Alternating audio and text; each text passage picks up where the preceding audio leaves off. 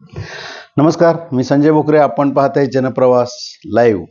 अतिशय महत्त्वाचा विषय, पडळकरांचा निषेध करायसाठी सांगलीमध्ये बराच मोठा जनसमुदाय, जयंत पाटील समर्थक म्हणा, राजाराम बापूंचे समर्थक म्हणा, आणि त्यामध्ये काँग्रेसचेही म्हणजे वसंतदादांना मानणारी सुद्धा काही मंडळी, अशी सगळी एकत्र आली. परंतु ह्याच्यातनं नक्की काय राजकारण शिजलं कळालं का, हेच विश्लेषणाचा मुद्दा आहे. त्याच्यामध्ये पडळकर राहिले बाजूला. पडळकर हे निमित्त मात्र ठरले. का तुम्ही म्हणाल कशासाठी? तर तसंच आहे, विशाल पाटील यांचं भाषण त्याच्यामध्ये.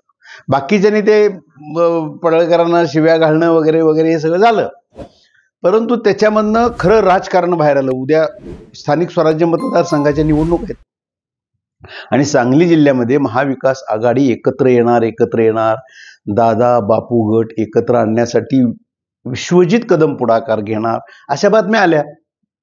परंतु सगळ्यावर 1 मिनिटात विशाल पाटलांनी पाणी फिरून, आणि सुरुवातच त्यांनी अशी केली की मी जयंत पाटलांच्यासाठी आलेलो नाही असं बोलले नाहीत ते, परंतु त्यांना सुचवायचं तेच होतं.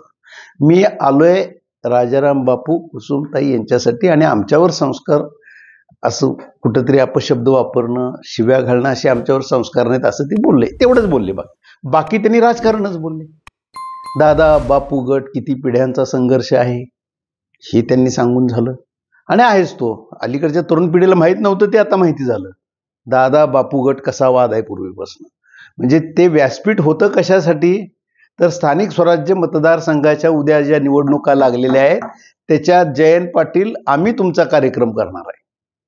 कारण लोकसभा निवडणुकीमध्ये जयंत पाटलांनी बरोबर विशाल पाटलांना शह देण्याचा कार्यक्रम जो केला, तर आता आम्ही सुद्धा तुमचा कार्यक्रम करणारच. दादा बापू गट हे आणि संघर्ष पेटणार, हे सूचित झालं ना?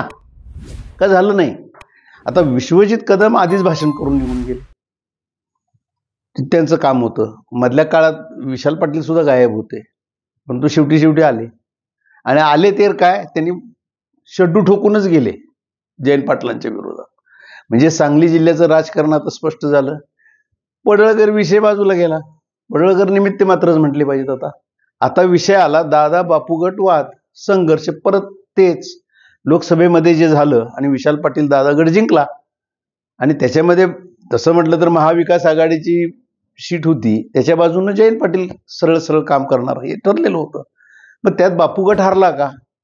तर माघारी जी चर्चा सगळी होती ती दादा बापू गट हाच वाद होता, आणि जयंत पाटील हे आमचा कार्यक्रम कायम करतात, आणि अजून सुद्धा ते आमचा कार्यक्रम करणारच, आणि हे चालूच राहणार, हे सूचित केलं ना विशाल पाटलांनी. हे सगळी बघतायत सगळेजण. आज सांगली जिल्ह्याचं हे राजकारण आहे. सांगली जिल्ह्याच्या राजकारणावर मी बोलतोय, कारण ते राजकारणाचं ते व्यासपीठ होतं का? पण ते राजकारणाचंच व्यासपीठ झालं.